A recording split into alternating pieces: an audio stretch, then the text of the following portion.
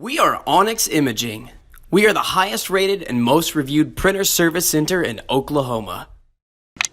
Hey there YouTubers, it's your girl Brett over here at Onyx. Today I am going to show you how to print a supply status page on a Brother HL2770dw.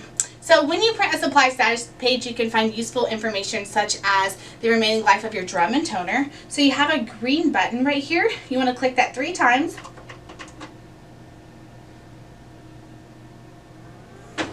Okay, then your ready button should blink a couple times, and then your printer will then print out the supply status page. If you guys are in any need of supplies or quotes, give your girl Brett a call and have a great day. Thank you for watching.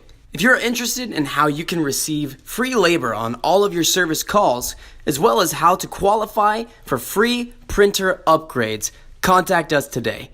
We are here for all of your printer and office supply needs.